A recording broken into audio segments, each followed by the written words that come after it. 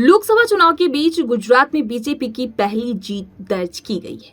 अब आप ये सोच रहे होंगे कि आखिर 4 जून को जब रिजल्ट आने वाला है, 7 फेज में चुनाव होने वाला है और इसी बीच बीजेपी की पहली जीत आखिर कैसे हो सकती है। आइए आपको इस स्टोरी में पूरे विस्तार से बताते हैं कि आखिर क्या कुछ हुआ और कैसे हुआ, पूरी कहानी बताएंगे। सूरत में पार्टी के उम्मीदवार मुकेश दलाल निर्विरोध निर्वाचित हो गए हैं। नामांकन पत्र वापसी के अंतिम दिन सभी 8 उम्मीदवारों ने अपनी उम्मीदवारी पीछे खींच ली। इसके बाद बीजेपी की कैंडिडेट मुकेश दलाल निर्विरोध निर्वाचित हो गए। चुनाव आयोग की तरफ से इसका ऐलान किया जाएगा। सूरत में एक दिन पहले कांग्रेस कैंडिडेट नीलेश कुभानी का पर्चा रद्द होने पर समीकरण बदल गए थे। बीएसपी के कैंडिडेट प्यारे लाल भारती से सबसे आखिरी में पर्चा वापस लिया। मुकेश दलाल को बीजेपी की प्रदेश प्रमुख CR पटेल को करीबी और विश्वास माना जाता है। सूरत के इतिहास में निर्विरोध निर्वाचित होने वाले दलाल पहले सांसद बन गए हैं।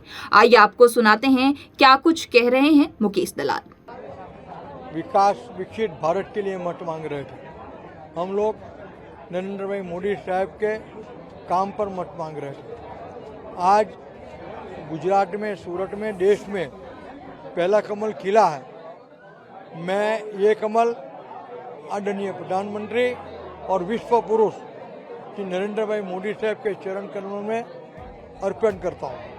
किस प्रकार की ये पूरी घटना बनी जब आपको चुनाव ही नहीं लड़ना पड़ा और आप ऐसे जीत गए, क्या रहा पूरा घटनाक्रम? घटनाक्रम में क्या है, कांग्रेस का फॉर्म रिजेक्ट हुआ और बाकी जो उम्मीदवार थे इन्होंने नरेंद्र भाई मोदी साहब का जो विकसित भारत की जो कल्पना है इनको साथ देकर अपना फॉर्म विड्रॉ कर लिया। बस यही चीज़ है। आप क्या कहेंगे? भाजपा बार बार कहती रही कि हम देश को कांग्रेस मुक्त बनाएंगे और आज सूरत एक ऐसी लोकसभा सीट है जहां पर ना पार्षद है, ना विधायक है और अब सांसद भी नहीं। क्या रहा मुद्दा?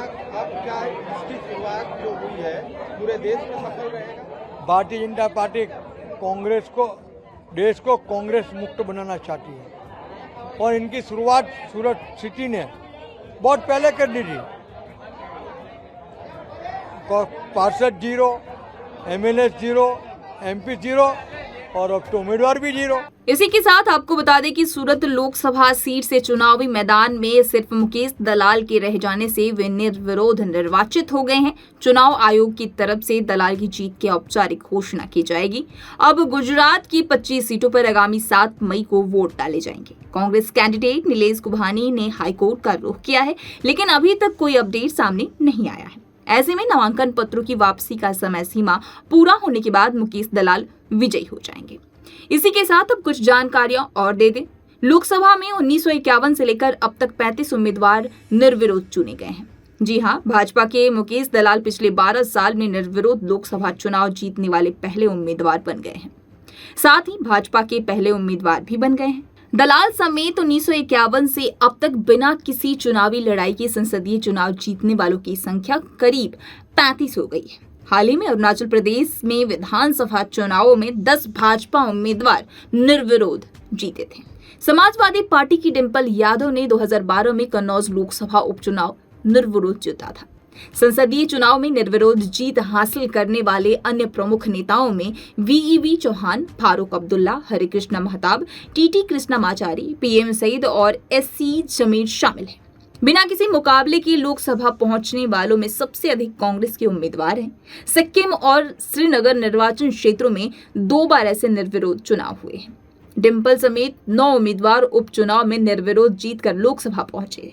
1957 में आम चुनाव में अधिकतम 7 उम्मीदवार निर्विरोध जीते। उसके बाद 1951 और 1967 के चुनावों में 5-5 निर्विरोध जीते हैं, जबकि 1962 में 3 और 1977 में 2 उम्मीदवार निर्विरोध जीते हैं। 1971, 1980 और 1989 में 1-1 उम्मीदवार ने निर्विरोध चुनाव जीता है। तो कुछ इसी वजह से बीजेपी के उम्मीदवार जो है, अब कहा जा रहा है कि इनकी जीत हासिल हो गई है। इस तरह की तमाम जानकारियों से रूबरू होने के लिए पंजाबकेसरी.com को लाइक, शेयर, सब्सक्राइब करना न भूलें। धन्यवाद।